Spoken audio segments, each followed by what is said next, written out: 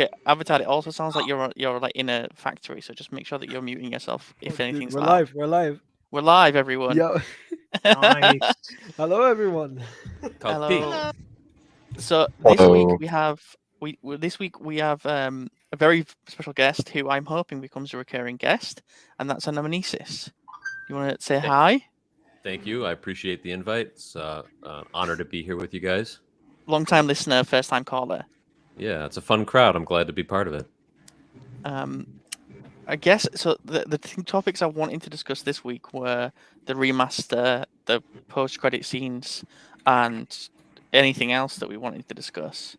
But we were backstage just discussing Cameron Family Farms and James Cameron's organic farms in New Zealand, which are really cool. I would love to live on that kind of farm. Yeah, we're peeling away layers of the onion, discovering where it is and why it got its name, and it's all kinds of mysteries that we're discovering now.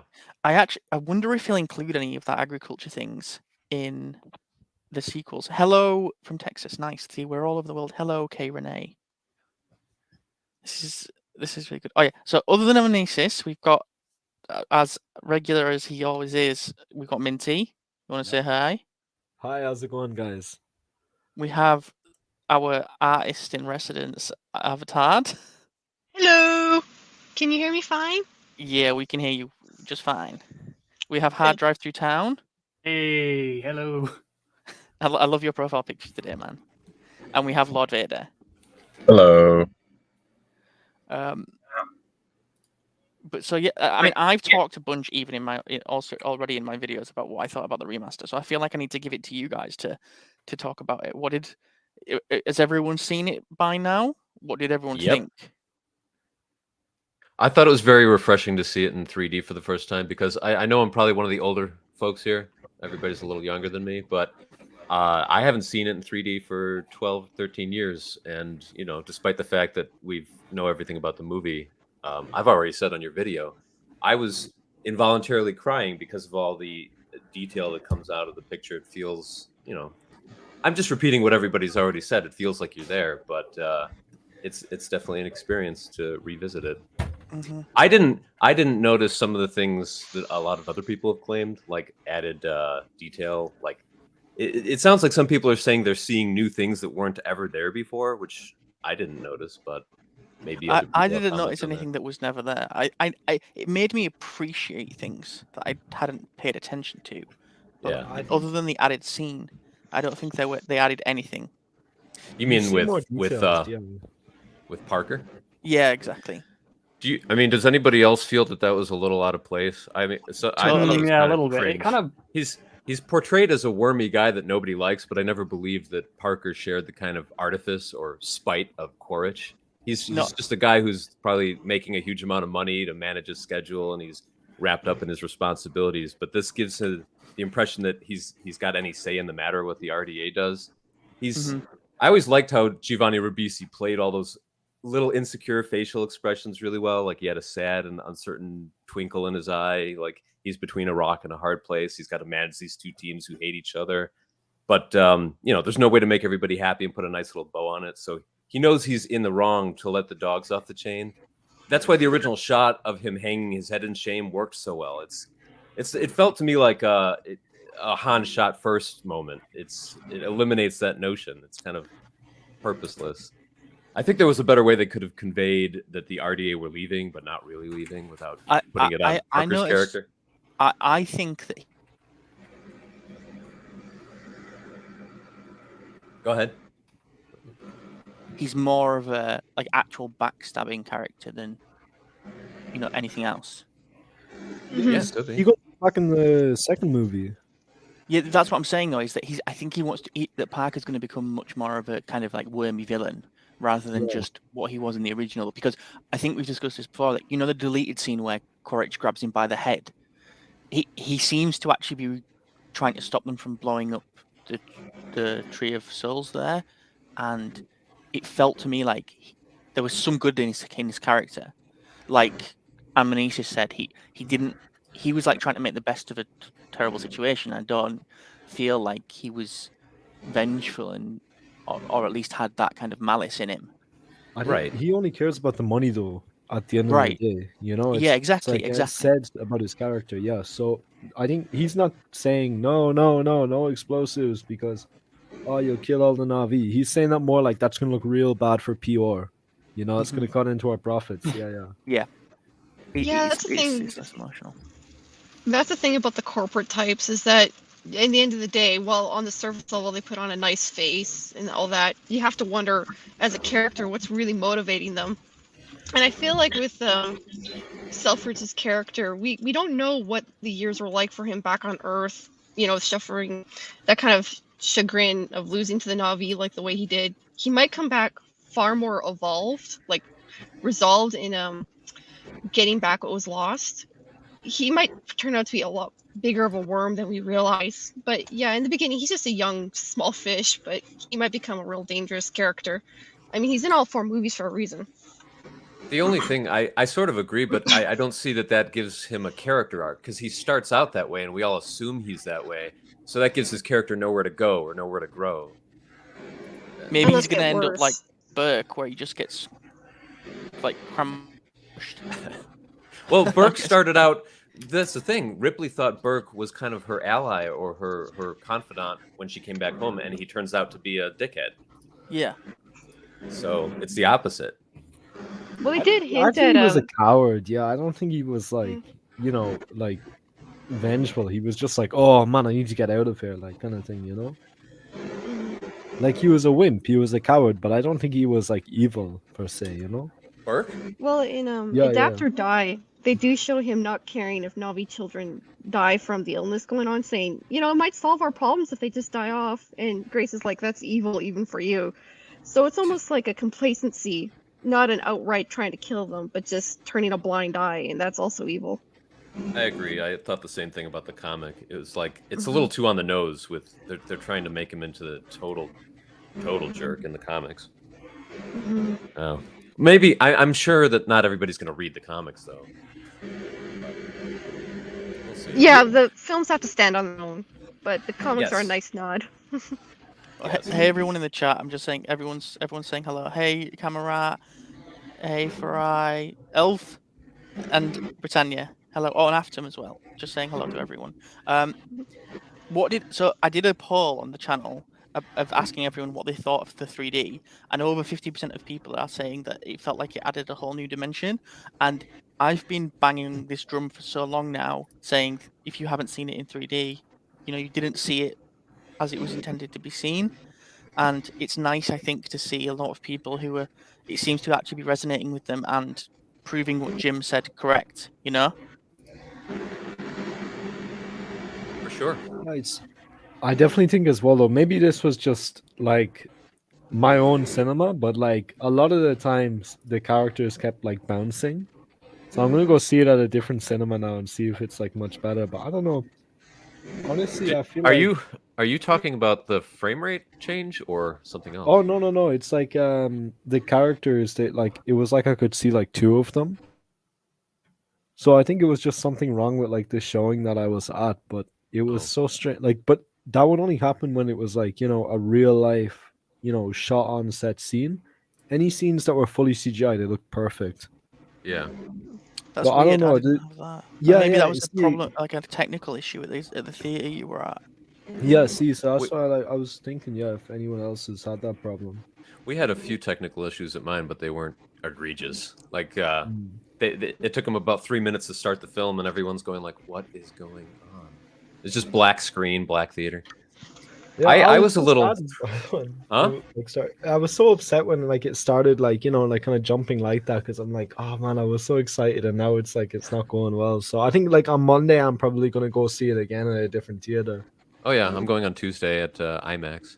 Did anyone else like? I mentioned the high frame rate, and it was pretty noticeable when they had a scene where there's really fast movement, like when Neytiri's on the Thanator and running through the jungle, and it reminded me of Lord of the Rings or The Hobbit, but the transition was very stark and off-putting. I don't Yeah, know why they maybe- didn't smooth it out a little bit more.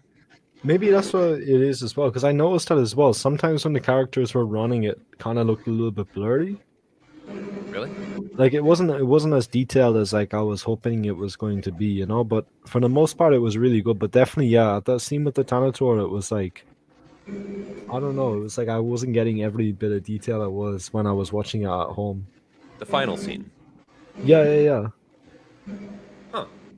That's weird. Sounds like we're all having different experiences. The quality control on these theaters has to take a step up. Yeah, Oh, I mean, I think yeah, that's for amazing. sure, yeah. Yeah, we had an interesting. Yeah, experience in definitely. ours. I don't know. I think- What happened to hard drive? They gave us all real D 3D glasses for an IMAX film. So about 5 minutes in, everyone noticed the 3D's not working. Okay. Wrong here. So they had to pause it, swap everyone's glasses, and start it again. And annoyingly, that means I missed the Way of Water trailer, which I'm a little bit annoyed about, and They the should've- ISV. They Wait, I should- didn't it get a would have trailer been for The Way of nice. Water. You got the teaser trailer? The trailer for the Way of Water. Yeah. I didn't get that. Oh, Awesome. Didn't either. we Dang, I'm did, which is a bit envious. strange. The teaser from May. Yeah, we got the teaser trailer, but yeah, it would have been nice if we actually had the proper 3D glasses. That was a That bit would of have been great. a... I Yeah. was hoping as true. well that the trailer was going to be in 3D, but it was like 2D, and then when the movie actually started, then it swapped ours to was, 3D. but we yeah. didn't have the right glasses. Did they have two different kinds of screens at your theater, and they were handing they out? had standard Real D, and then they had IMAX 3D, and Were they handing Yeah. out the glasses in front of the They cinema didn't- screen they or at didn't- the they didn't entrance have- of the theater? at the entrance they didn't have anyone Yeah. on the door. Right. No one that's on the the door problem. at all. Mm. You got to hand them out in front of the theater that they go to. Yeah, that would have been a good idea.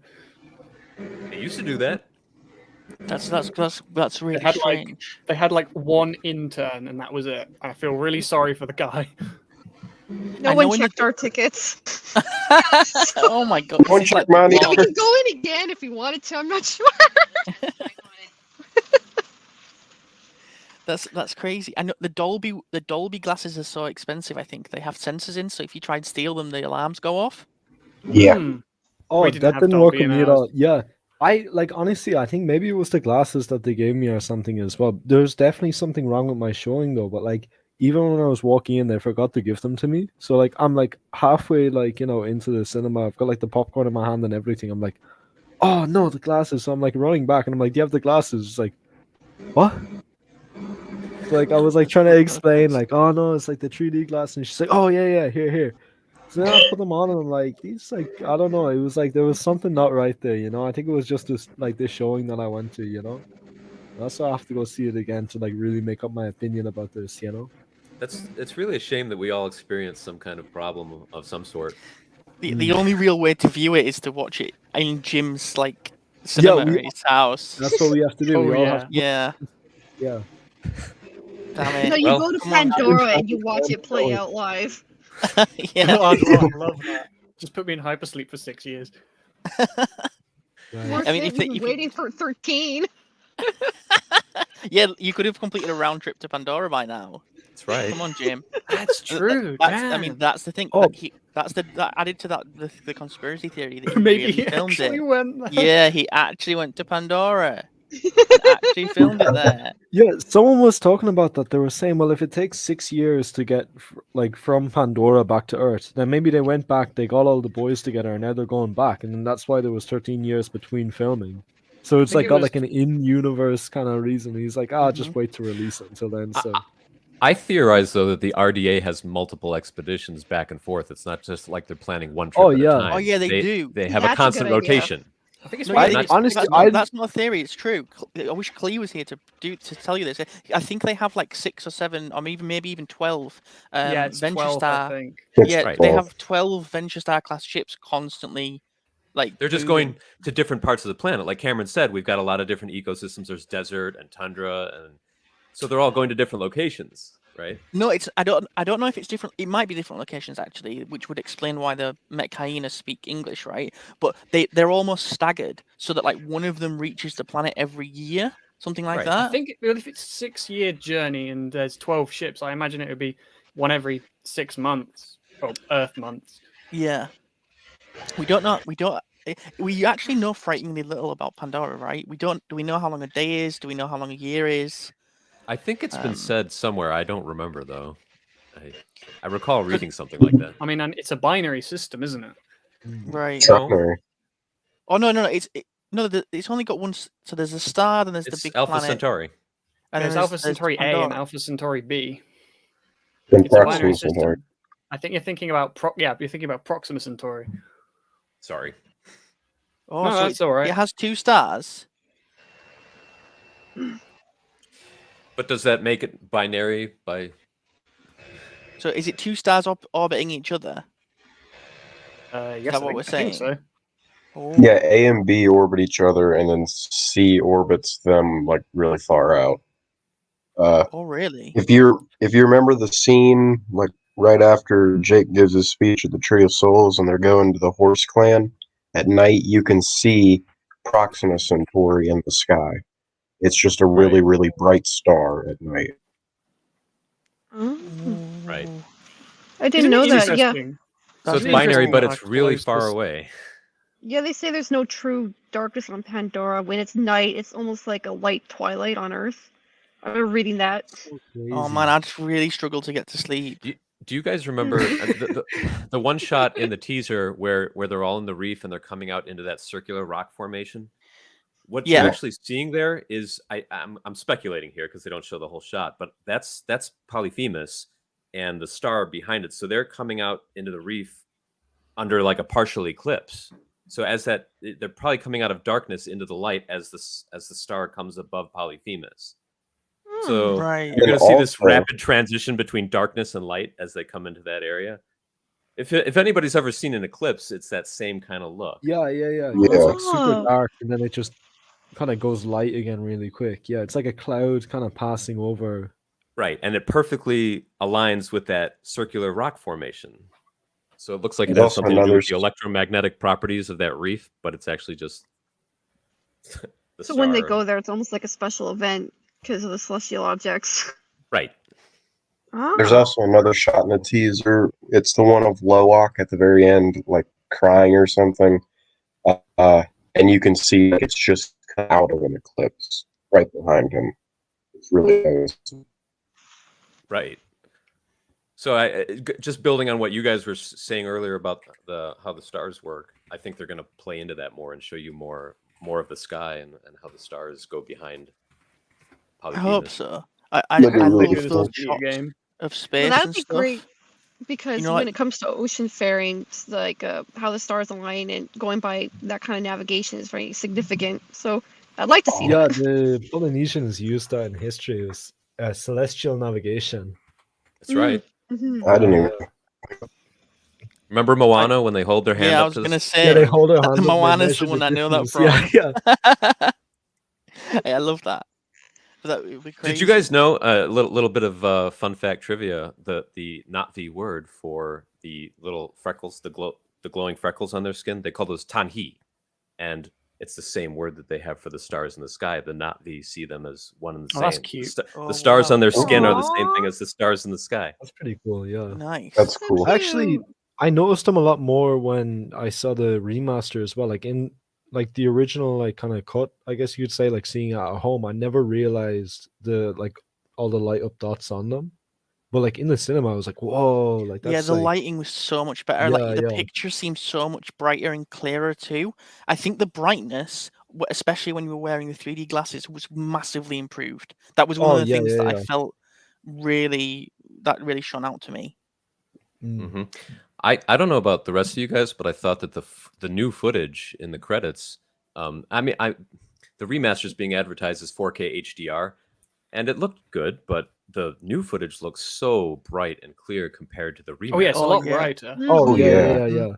We No, should that's give what I everyone a noticed as well. spoiler warning before we talk about the footage. So for anyone Oh who yeah, hasn't yeah. watched any of the videos or anything like that, just so you I- all know that there is footage after the credits. It's like a minute after the credits, and it's a scene from Avatar 2. But And there is we're different, gonna different possible scenes. exactly. So if you don't want to be spoiled, gotta run away now.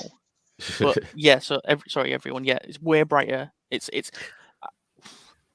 It's cool. All I like, was that trying to they say is I showed was it. expecting the new footage to look like the remaster and vice versa, but it wasn't to me. So that's one of the things, before we go into the post-credits ones, one of the things I noticed was, you know, the added scene, I'm almost certain that it was a new render, because Jake and Neytiri didn't look exactly like they did in the rest of the film. Their skin wasn't as shiny. Yeah, I noticed that as well. Yeah, yeah. It was way more like kind of like textured and like Yeah. bumpy. Kinda, yeah, I yeah. agree. Yeah, there's a good reason for that because I think they filmed this shot with Ribsy back in 2009, but they didn't add it and they didn't add it in any of the deleted scenes because, well, I wasn't sure if Cameron knew he was going to make a sequel or not. But they thought, no, I've made the sequel, so let's add it. But then they wouldn't have finished rendering Jake and Neytiri, so now adding to the film, they have to do that, but they have to replicate old tech and try to match the old style, and that's a very hard thing to do personally. Like when you've evolved your tech that much, it's really hard to replicate the old look. Yeah, there's a noticeable difference, and there's never that scene was never mentioned in any of the deleted sequences before, so we know it's all new. Yeah. Although, I- like Avatar said, I feel like it must be they must have filmed it, but they just never did anything with it. There's probably a lot more scenes like that just haven't been released to the public. Release the secret 10-hour cut, Jim. yeah. Speaking about added scenes, though, did you I'd guys love notice?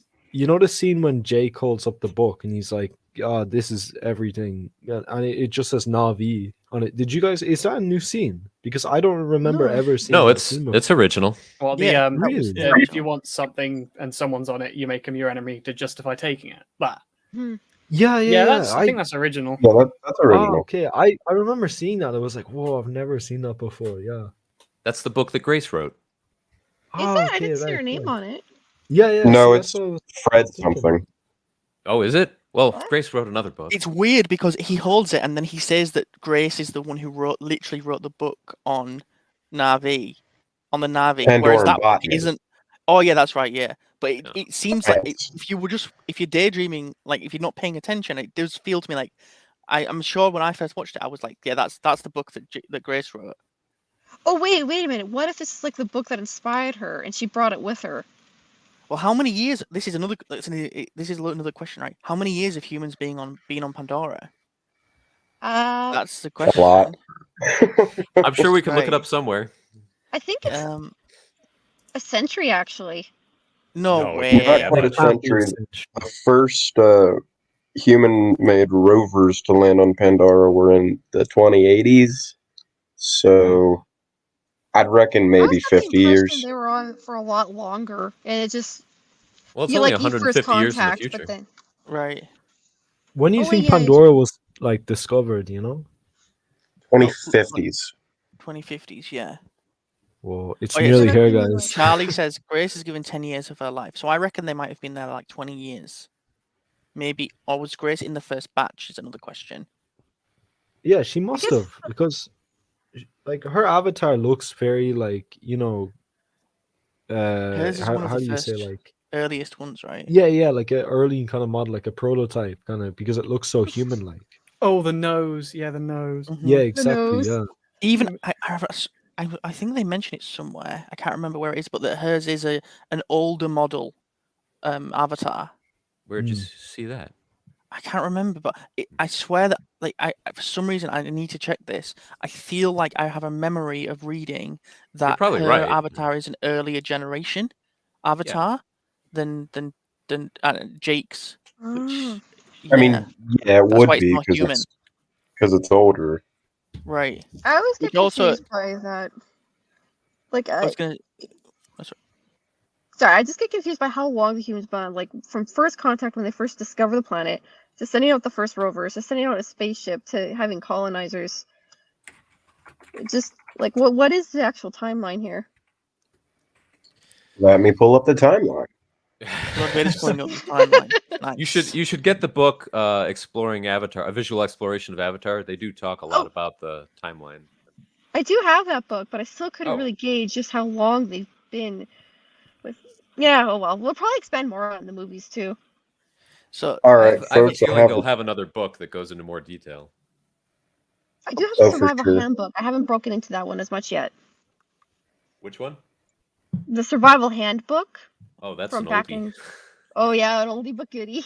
Mine looks like it was an old copy from the library, so it looks like the original owner was eaten by a Thanator or something, and it was just Oh. Yours is donated. actually from Pandora.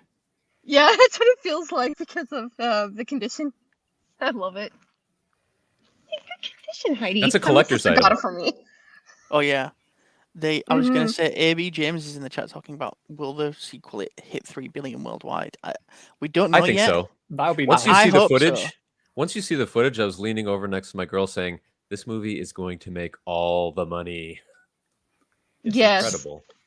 I think they're talking about the first one. Yeah, the first breaking one. I 3 don't know. billion. Like, I think the sequel Oh, will. oh. I'm 100% sure the sequel. Like, well, maybe not 100%, but I'm very, very certain the sequel will. it'll make over definitely 3 make a billion. billion. Yeah. No, Avatar 2 will definitely make a billion, but I don't know if it'll like crack 3 billion though. You know, it's like Now, I'm come calling on, man. for When it, 4 billies. yeah, 4 billies. It's gonna be 4 billies. Get on the 4 billies train, It'll man. blow yeah, everything out of the 4 billions, water. It's gonna bankrupt the earth. Avatar blow everything out of the water. Yeah. Yes. They're probably literally going to do that in the movie. Stop. I was actually going to ask you guys as well. How was the turnout in your theater? In my It was theater, pretty full. Wasn't a whole lot of people in mine. I saw a Empty and matinee, so it was like as 10 well, people in yeah. mine. There But weren't I a don't huge know. amount in ours, but it's because it was like middle of the day, and But when I left, there were loads of people turning up. The funny thing Yeah, is, see- I've seen posts from around other countries on the internet, India, and there's like sellout screenings. Every chair is sold, Oh. but Oh yeah, I definitely. haven't seen that here. A lot in France. There was like a huge theater sold out in France. Mm-hmm. Yeah, Just I gotta don't check know some if local cinemas. Ireland won't help Avatar reach 3 billion. I think. Like, It I will, don't know. man. Like, Every place will help. oh, I don't know. I but, think like, Gotta I think it believe. could, because and I'm going to make a case for it right now. An Avatar guy will back me up here. There is so much more grassroots recognition of this franchise internationally than people expect, Oh, and they're yeah. regionalizing the movie into different languages for different markets in a way that they didn't before. And I go and see videos online in languages I don't even know, and people are just crazy ranting about how excited they are. I think people are underestimating how much reach it really has. They're sleeping on how it will penetrate internationally. So Avatar, if you're talking, mute yourself while you're doing these clacking things. Sorry, my sister's moving out.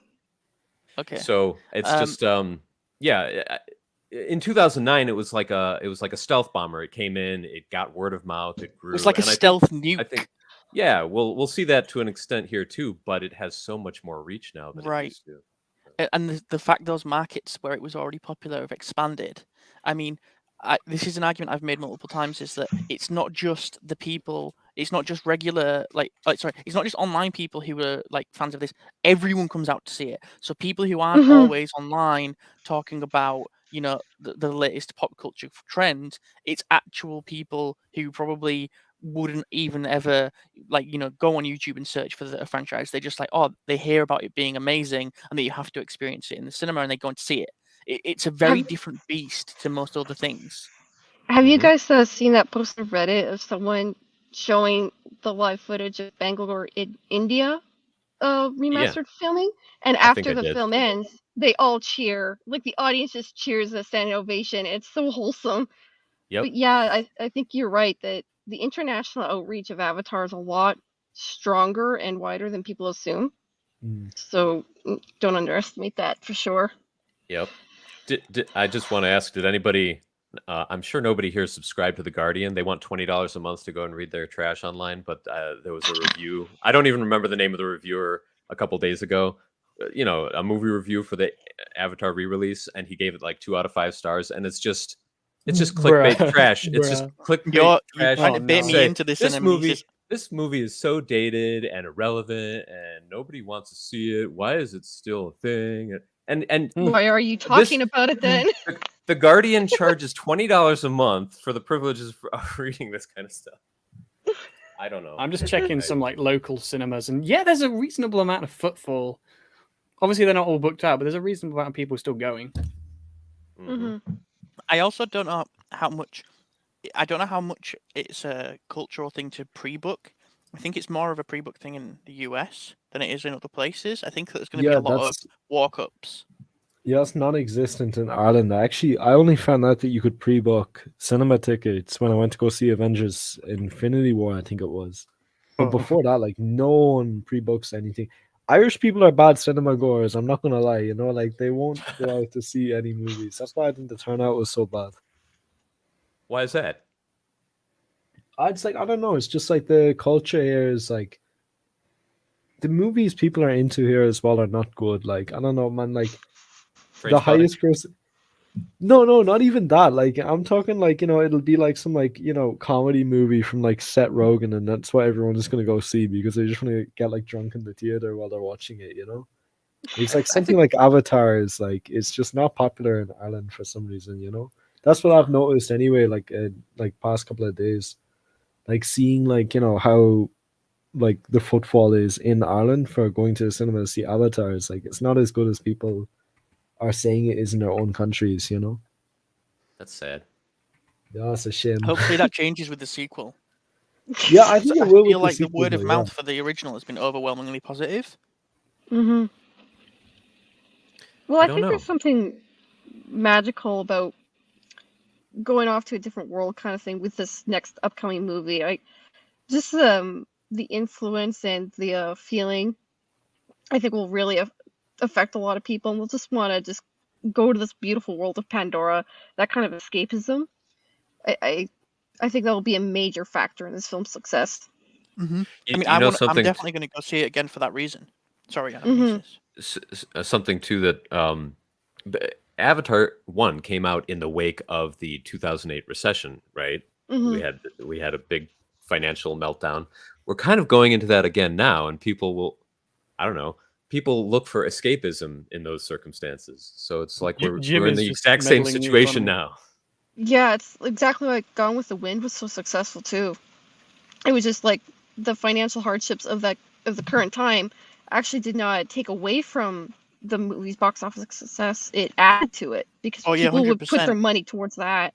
Because They want all the things they escapism. could buy. Yeah, if you're very limited in what you could afford, what you do buy, you make count. And I think this is the movie that will make it count. Jim just meddling with the economy to get Avatar to like 3 or 4 million.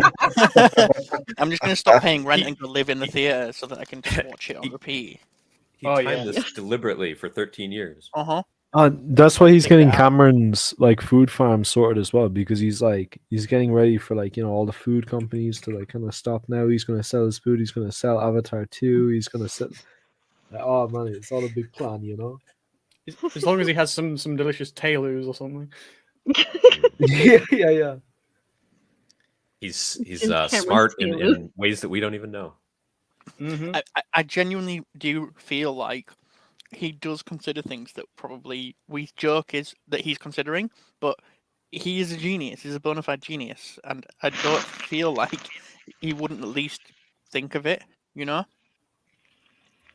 I think a lot of people in Hollywood, just as an aside, like they knew that from the beginning. Roger Corman knew that when they saw how talented he was and Oh how he was yeah. in control of everything. And all of the Hollywood insiders throughout his life for the last 40 years have said, this guy, he's a savant, not a savant, but he's a genius. He can do Yes. everything. So they did everything they could to hold him down, whether contractually or selling his scripts or giving him director credits. He sacrificed everything with each movie he made. They gave him bigger and bigger budgets and bigger sacrifices. And all he's done his whole life is prove them wrong. And we're still going through that now. And he's always been that Hollywood outsider because of the fact that he's got everything nailed down. Mm-hmm. They try and hold him back. It's one of the craziest things about him. It's like this is James Cameron, who's made the highest grossing film of all time, not once but twice, and he's still somehow the underdog. It's crazy. Yeah. It's you couldn't write it. It's such a strange phenomenon around him. Yeah. I think even Peter Jackson, for example, I remember reading an interview with Peter Jackson, and he's talking about James Cameron, and he's talking with Jim, and he says that when he's trying to describe something to him, he gets it instantly, and that he's just it makes him feel stupid when he's talking to him, and a lot of people always talk about how amazing Peter Jackson is, and when you hear these people who are obviously so impressed by him, it's one of the reasons why I've been so like irritated for like seeing people who have, like you said, the Guardian critic, some guy who's he's literally got no expertise in anything other than just like, well, what, being a journalist, which I'm not even going to go there, but he's criticizing this guy who is a literal genius who's contributed to the cameras on the rover on Mars, and it boggles my mind to think, is this person really so stupid as to be attacking the brilliance of James Cameron, or is he doing because it gets clicks? Clicks, exactly. But I legitimately think that these people genuinely believe what they're saying.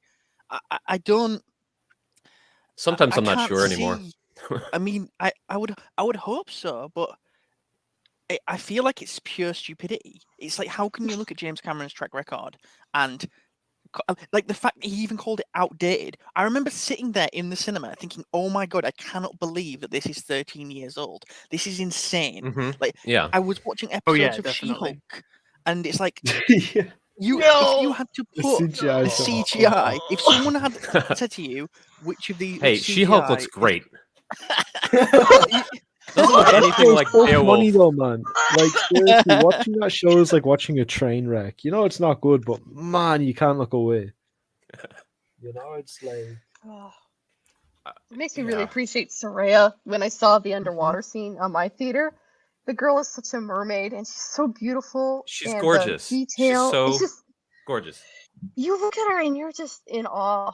I mean, who wouldn't did be? you guys have like a different after credit scene? Because the one that I got, it was Loak with the Tulkun. Yeah, I got that one too. Mhm. Yeah, I got the was whale it one. different Yeah, ones? That's what I got. I got the reef diving scene. Yeah, I got the man. Dark one soon. The I tonal wonder water if you it's see is the regional. most interesting, but it's also the most rare. I don't know why. But Maybe it's yeah, regional. it's like, I don't know. People say it's random what they get going People to a say theater and it's getting different depending on scenes. the Well, no, the I'm gonna have viewing, to go whether see it it's again. Format. Real D, IMAX, I thought so or as well. the other one. But it seems to be random. I'm not sure if I go Yeah. again. I mean, I have to balance my budget, right? But I would like to. You should. Did you go to AMC or AMC? What's that? the theater Yeah, chain? yeah, Chin. Oh, I went to. I'm- I think it's Wonder Cinema or something. I'm only asking because a lot of chains like AMC, they have you pay $20 or $25 a month now, and you can go 3 times a week. So that's what I'm going to do with Avatar too. Oh, I might do that. Ooh. If it's a Get the local chain. subscription I don't know, yeah, membership it's- and go 12 times. The way Uh, they get you with that though is the popcorn and like the drinks and stuff. I mean, that's you how know, they like, make that's- money. That's the reason they do it. Yeah. Yeah. They don't make actually any cinemas don't make anything on the box office anymore, or if they do, it's a tiny percentage. Mm. I It's want to all address about- something that Charlie says in the chat. Sorry, gang. Is that so? I'll put a link to the article as well that I'm going to talk about. Is that he says James Cameron is an underdog because he makes sincere films and that vocal critics are simply jaded. And Cameron basically wrote an article to the LA Times when someone was attacking Titanic, and he basically says that, and I think it's completely justified. I think that a lot of film critics have forgotten the reason why they became film critics, which is supposed to be the love of the movie. And they've just become complete cynics. And one of the reasons why people, I think, find it so difficult, or find it so much reason to attack James Cameron movies, is because he's sincere and he leans into real human emotion. You don't get, some kind of horrible human tragedy and then people making jokes. It's just there's something about it which is, I don't know. I I agree, don't- and I find it totally ironic that the kind of journalists that you're talking about in these institutions, which I mean, I don't mean to get political, but they're like obviously left leaning most of the time, and James Cameron's a very open minded guy. You would think that some of these themes in a movie like Avatar would appeal to those audiences Mhm. and those kind of journalists, and then they shit all over it. Sorry, but Mhm. It's No, yeah, because you're right. Cameron You're has a totally right. spine. People don't like I've that. noticed that as well. Yeah, people like they say that like Avatar is like a racist movie or like it's like controversial, but I never understand when they say that. Cancel culture. You just Mhm. can't please Yeah, them. exactly. Yeah. It's- Everything I you do is wrong. and keep saying this is that one of the underlying theme of Avatar is that we are all one people and that we should come together Yeah, to save exactly. our It's home. like, And Mhm. and when you hear people I mean, it's literally the story of a guy who leaves one culture and world behind for like completely and utterly for another. And you were totally right. I mean, you would think that people who are left leaning would support these values, and the fact that they're attacking them, it shows like their true colors, I guess. Yeah, and I don't mean to. I'm not talking about the audience. I'm talking about the journalists and the critics. Mm-hmm. Mm-hmm. It's all. I mean, that whole industry is just garbage now. So I agree. I wonder if what Farai says, that a lot of the resentment has come from the fact that it's the highest grossing movie of all time, Mm-hmm. and that like the only thing which ever managed to topple it was Endgame, which they even Jack's fudged the films numbers moment. and re-released. Right? It wasn't even a clean defeat. It was literally James Cameron made me laugh. He said, "Oh, they beat it by a rounding error." Like something like that, and it took them I 10 wasn't years and surprised. 30 movies. Oh god, yeah. I think there's a lot of resentment that people have built up for this because of that fact that it's always been there, just over it and above everything else. Yeah, Avatar's a standalone movie, no follow up. It just drops into the theaters and boom, it's the highest grossing movie. Like with like how much did it gross again, Avatar guy? It's 2.78 billion in its initial run, and now it's at 2.8 something. I hope it gets. Yeah. I really hope it gets to. I really hope it gets to 3 billion with the re-release. We'll make it happen. I hope it does. just keep going. I feel like if Disney had actually given it the full 4,000 theaters in the domestic, it could have done.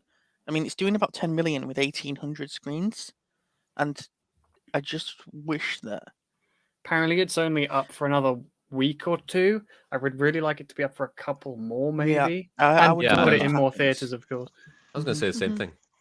So, well, I wanted to mention Animaniacs. You made a comment on one of my videos about that Jim talks about that with these films he can do everything he wants to creatively. I was hoping you to tell everyone else about it, and that maybe I feel like Avatar is probably one of the perfect people to react to this.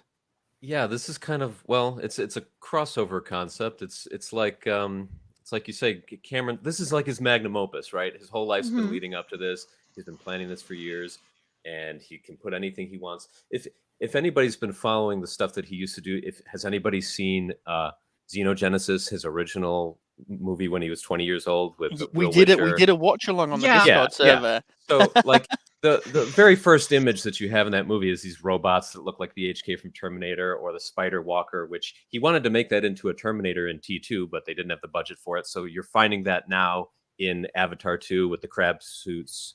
You're going to see elements of Cameron's whole. If anybody ever bought his Tech Noir book, that $75 art book, fantastic, highly recommended. There's so many elements of that are going to come into these Avatar movies. And one of the things I was talking to Avatar guy about was we should discuss how these potential crossovers and convergences with his material will be part of the Avatar story. My thought was the only thing we haven't seen so far is some kind of another synthetic or cyborg. We had we had like Bishop in Aliens, and Ripley didn't trust him because she had a traumatic experience with Ash. And then in Terminator 2, Uncle Bob teaches Sarah about the value of human life. And so the only thing that I think Cameron really would like to, I'm just totally speculating, is blending that artificial intelligence characteristic of those two movies into a new thread about machine ethics as it plays into the Avatar story. Like, what if the RDA comes up with a synthetic like Ash or Bishop that's designed to assist them, but it has a moral conflict in its head about whether to protect human life versus Pandoran life, and which one's Navi-synth would be pretty cool. Right. And we may not even know that this thing is a synthetic until it's revealed in a surprise at the end. It turns out to be Wait, like what if the Alien. recoms Imagine if the are... recoms are a Yeah, cyborg. exactly. What if... Yeah, Right. yeah. They're not like... Well, yeah, I think you're full-on getting Navi, closest like, with the recoms, yeah. Yeah. Mhm. So it's just, I don't even know if this will be a thing in the second movie. It could be later on, but I feel like it's coming. There's going to be some kind of an AI storyline. I was actually thinking about that recently. How much control does the RDA have over the avatars' bodies? Like, do they still have control over Jake's body, even though he's like his mind is permanently in there? is there still like a kill switch or like a Oh, way yeah. they could control him? Yeah, exactly. So that could Agreed. be explored. I yeah. think that might be like his Achilles heel. Quaritch will use it against him. He'll know some secret to like switch him off. What if he has Well, an they off kind of switch did in his neck? actually. Because it was a temporary link, you could just terminate it like that. But Yeah. that was resolved with Jake permanently going into the body. Like it's no longer Oh no, but 1 foot 1 camp. He's permanently in that body now, and I don't know. The whole concept of the kill switch is that if they did have that, Jake wouldn't be alive in Avatar 2. They would just, the moment they get on Pandora, hit that kill switch, get him out. I'm not Maybe it's really maybe sure. it's something that only Quaritch knows about. yeah, or Right. it could be like I think Quaritch is I'm the not kill even switch. saying like He's a just gonna go kill after him. switch. I'm not even saying like a kill switch, but like what if he's like I guess actually maybe not, but I was gonna say you could like what if they have like a tracker in Jake? Mm. They I know could. I don't think they. I mean, Yeah, if I they don't think did, they do would have now used it to because find yeah, they Camp would have used it 26, to right? find him. Yeah, I think, so- and also, I mean, surely he would have dug it out or something like that. On that point, right, about Jim's themes. So this is one of my like pet theories that I really love that I don't think is that popular, is that I think that Awa is going to be a biological version of Skynet. That she's going to be like a mirror version of what Skynet is. That human beings have created this technology that's been destructive and very synthetic, whereas Awa is this biological intelligence. This, Mhm. like that's kind of how I feel like it might manifest itself. I agree. That Jim talks about that's kind of what my prediction is. Well, then to expand on what you're talking about, Anamnesis, that it's not the RDA that creates the artificial life, but Awa creating Kiri. No. I'm I'm I sorry. mean, like, to the extent. That's not what I meant. I meant the RDA is going to have, in addition to like hybrid avatars and recoms, they're also going to create synthetics like androids and cyborgs I and see. stuff. They can take orders and not question their orders, right? That's the whole reason that Wayland Yutani had synthetics in the first place on their ships, because they wouldn't go against their mission programming. Same thing in RoboCop. Like RoboCop gets these mission directives. He can't violate them until they turn off that switch. So I feel like Yeah. the RDA, in order to assert control without having anyone question their objective, they're going to end up having some kind of synthetic that will always do what it's programmed to do until it realizes, hey, the Na'vi are living too. Why are they any different than the humans? Why can't we protect them? Yeah, So there'll be this whole moral conflict. I feel like that's the closest. Like, we're already seeing that with the recoms, and they're kind of a mixed bag because I'm not really sure how they're even made, how the RDA are controlling them. But the reason why I touch on Kiri is because I think she's actually the natural equivalent of recombinant, that she was made by Awa, and I agree. I mean, with the underwater scene that I got, Kiri can hold her breath underwater to the point where I don't even think she needs to hold her breath at all. She's smiling openly. She's not even using for air. It's like she can absorb the air through the water. There's something really unnatural about her, or too natural, if I could say. It's kind of funny. Yeah. Yeah, I feel like she actually really is Awa's creation, like a natural occurring avatar. Right, and I agree. I think you're going to find that as the movies go on, you're going to find that the RDA becomes more divergent, trying to control nature through technology, and Awa and Pandora will have a stronger reaction. So it'll be both sides will move to their respective extremes. Yeah, so, I totally agree with that. That's a really good point. Avatar, I meant to ask you this earlier. Does Kiri talk in that scene? No. Now the thing is that maybe she is a mute then, yeah. So yeah, I heard the audio of her talking, and people agree the voice sounds weird. And I said before that if the sign language was for underwater communication, I call that a stupid waste of Cameron's talent, because you have a whole language. But when I saw the Tolkien scene with Loak, I realized he's talking to the Tolkien using sign language because Peacan can't understand English. But when Loak signs to him, Peacan understands that. But also, you can't speak underwater. It's one of the problems. Is that you can't actually talk. Loak is above water on his fin, he signs friend to him, and I realized Oh yeah. that's genius. So it's two ways. He's learning this from underwater, but he's using it to communicate to a new character. So Right. I don't know. I saw that and was like, yes, finally I get to see this language used on more than one level. I think that my theory is that one of the reasons why they even called it Avatar, because Jim did joke once that he goes, well, maybe we can't even call the sequels Avatar because it's on Pandora and maybe they don't have avatars anymore. I do think that the whole thing that maybe Kiri is an avatar of Ewa. Yeah. Like, remember, he keeps saying it has to work on this thematic level. So I feel like there still has to be an avatar in some sense as a central part of the story. But Yeah. I was just going to ask, do you think it's kind of a two-part question? They still have Grace's avatar, so if she's being repersonified into a new character, they're obviously keeping her avatar on ice for use later. So do you think they're going to plug her back in and find Grace through another method? That would mean that Kiri is her own independent character, right? Yeah. So That's what I I'm saying. Is sorry, go out. Well, I find it interesting with Kiri because she's very much like Grace in a lot of ways, just not jaded by Earth and her previous experiences. But I do think it's Grace reborn. And at some point, she's going to go into Grace's old avatar, and that can only happen if the neural system or the brain is in line. You can only go into your avatar that's created for you. So that means Kiri is Grace, if she can go into Grace's avatar. What happens to Kiri then? Yeah, I was going to say. Okay, this is what I theorize, is that Kiri is a seed. Like, her body is a natural occurring avatar created by Awa, and that old body will die.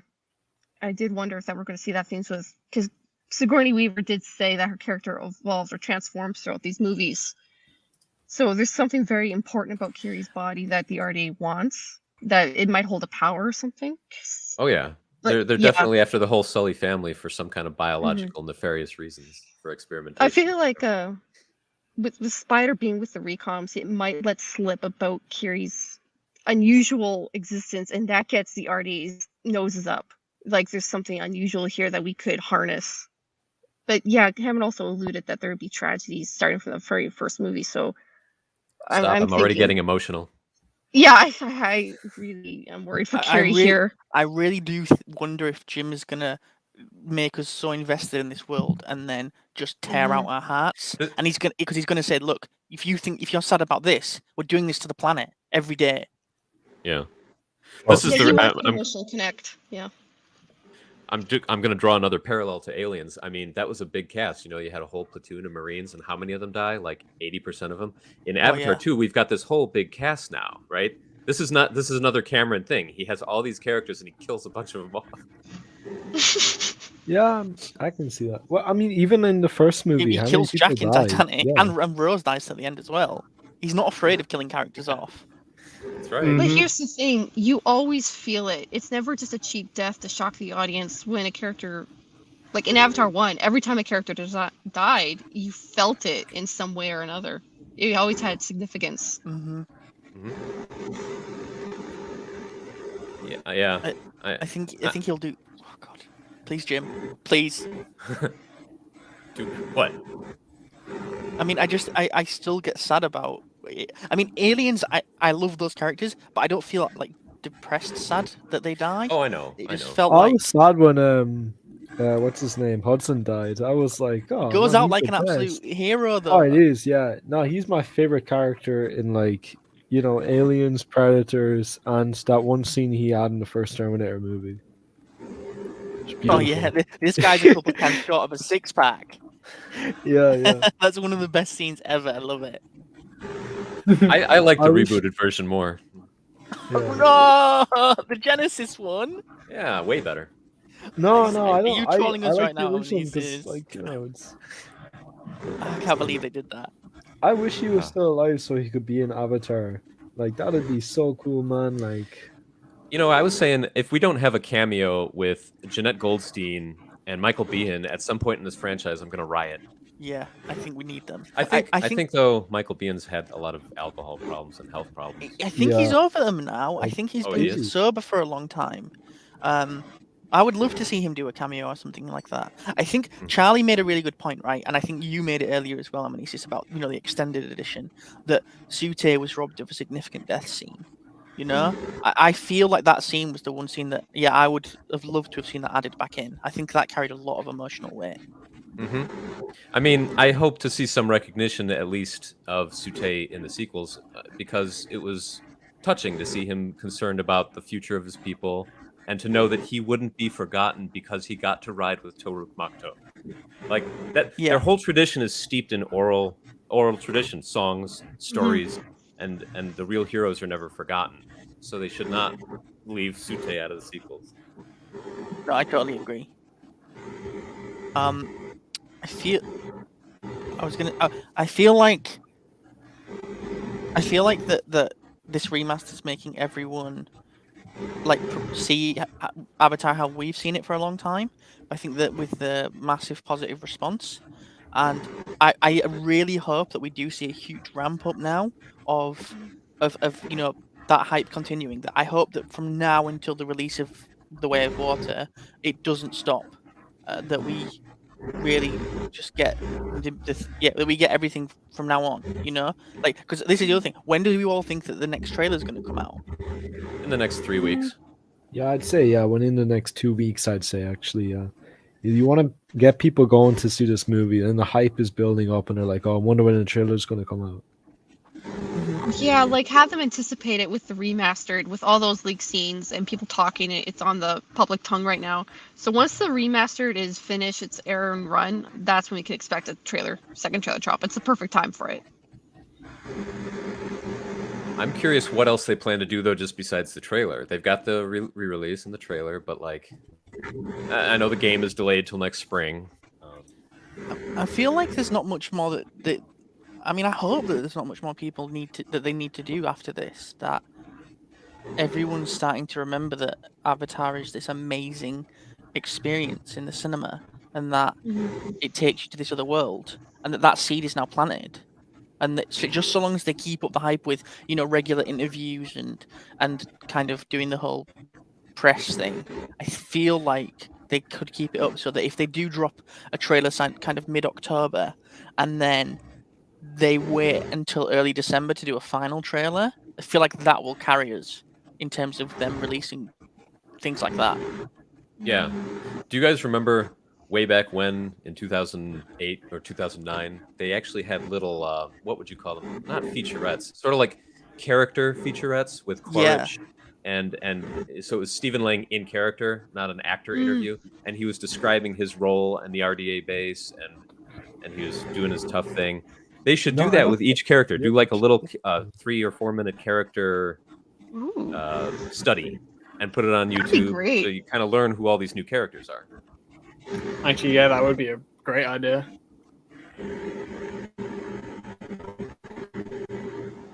Okay, I feel like we're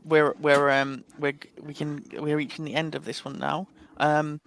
I guess the big thing for me is let's go around and I want everyone to say what they've I guess their biggest takeaway from seeing the remaster again in the cinema was. I think mine was definitely, even though I'd spent years telling people how good the 3D was, and the fact that watching it in 3D felt like the difference between watching something in black and white and color was I actually felt it. It felt I'd been telling everyone this thing that I didn't quite fully remember was true, and it was nice to be reminded of that fact. I'll say my biggest takeaway wasn't even that we've discussed all these other things, but this one's a little unexpected. I saw little kids in the theater with their heads propped up on their elbows on the balcony, completely glued to the screen. These are young kids who have never seen this before, and it was, seeing this whole new generation exposed to this. I already know about it, but there's this whole new audience for it, so that's really cool. Yeah, cool. Minty? Yeah. What was your biggest takeaway from seeing it in the cinema? Again. Oh, honestly, I'd say you really get a sense of the scale. You know, because when you're watching on a TV at home, like you have no sense of like scale and how like kind of big the world feels. But like just when you're sitting there in the cinema with the 3D on, it's just like you really feel like you're there. You know, it's very immersive when you're watching it in 3D. Avatar? Well, I have to say, it was my first time ever seeing Avatar in theaters. Even though I was old enough to see it back in the day, I never got the chance to. So the part that really, when I saw the Hallelujah Mountains, when I was in that copter awing at them like Norm was awing at them, I knew I was on Pandora. And I think that was like the biggest takeaway for me. I no longer felt like I was on Earth. I realized I'm here now. And it's that love that will drive me to go see these next movies as many times as I can. That's what I love the most about it. For me, it was also my very first time seeing it in theaters because originally I was like 6 or 7 or something, so I was too young. I definitely first viewing was on DVD, like a really terrible TV in like 480p or something. So this was an incredible improvement, absolutely stunning. Vader? Definitely. Oh yeah, Especially I mean, in like 4K yeah. IMAX 3D. when you see it in 4K, it's crazy. Oh yeah, Yeah. the amount of extra little details that I noticed that I didn't notice before. And Vader? Yeah, just like what he was saying. I was amazed by all the little things, all the little details I could notice. Like people were talking about like the bugs you could see just coming out at you, and like the ash and stuff. And like whenever they'd show like the glass or the plexiglass on like the like the helicopter windows or the ectopacks, like you could see fingerprint smudges on the glass and that kind of stuff. And I also never noticed that you could see the bullet holes in Sute when he was falling. But all just kind of the little details like that I never noticed before. It was amazing. I think that's, again, it feels like that kind of care and attention is a James Cameron signature. Some of my favorite ones from Jim, I think there's a couple in Aliens actually, where when they say a time in the film, the actual time in real life matches it. So in Aliens, when Bishop tells Ripley that they've got like 15 minutes before the atmosphere processor explodes, if you start a timer, 15 actual minutes pass in real life before the explosion happens. And then there's Details, man. It's stuff like that, and I think it's stuff like that you've noticed on the rewatches. I didn't notice the bullet holes in Sute. I'm gonna keep an eye out for that next time I watch it. Like, yeah, it's little things like that that just it just helps you to go back over it again and again. Yeah, all So, the little details there. It's what makes Jim so based. That made me one thing I want to point out as well. This has made me really laugh. Was that there was an article about James Cameron, and Avatar discovered this, and it said that he's a Canadian film director who is who's what was the wording? Was it who is He was currently in working in New Zealand, Zealand, where where he's he is currently based? based. Yeah. Yes, we know. Yes. I couldn't not read it, and I was laughing to myself. I think this is evidence of just how far this community has penetrated into the internet. It's meme magic. It's. I mean, we've discussed that before, right? You know, I genuinely don't know if they would have ever posted 100 days until Avatar 2 on their socials if it wasn't for us. Like, it's things like that that just make me happy and hope that I would. Because the joke is that Jim comes on stage before the premiere and just says 0 days until Avatar 2. That That would just be the film comes up and it's like dedicated to the Based and Robust network. I would scream.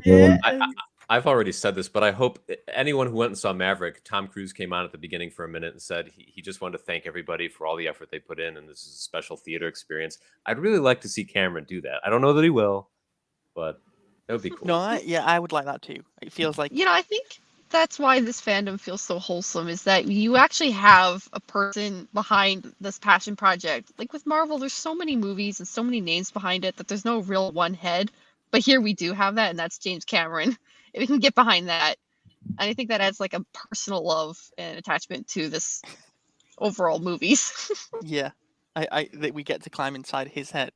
As weird as that sounds. But no, okay. So I guess that's it. Thanks, Anamnesis for joining for the first time. Hopefully, it's not the last. I think you're an excellent addition. Thank you. I've really enjoyed having you. Yeah, and thanks to everyone else as well for joining as always. Everyone's such an excellent contributor. I feel like as we get closer now, it's gonna get crazy. So hopefully we can do more of these in the future, and maybe we'll try and set up a more regular cadence. But we'll see. I need to get better at organizing things, and we'll also try and get more, I guess we'll get as many voices as I think we can. I like bringing everyone in and having these kind of insane discussions, and it's like you said, there's something about the community around this that it touches me in a genuine place of I don't know, like an emotional place where I'm like, everyone seems to contribute something, and the level of negativity is almost zero. So I'm really thankful for that. Like genuinely, I really love it. Yeah, we all are. Yeah, and we have you to thank. I don't think we have. I think we have James Cameron to thank for that. I think I'm just I'm like, he didn't set up the Discord. That's true. True. That's true. I'm Imagine just if like he did. I'm a Seriously, you wouldn't shaman. be here, this Avatar guy. I have more for you. I'm a shaman for Awa's will. Okay, that's all. As Minnie has said, I'm just a shaman. Yeah, exactly. Yeah. I'm just the one screaming and shouting about Awa. But yeah, no, thanks, thanks everyone for watching. I really hope that you get to see it if you haven't already. And yeah, thanks a lot, everyone. Yeah, see you. Thank Bye. you. See you guys. Bye. Bye. See you.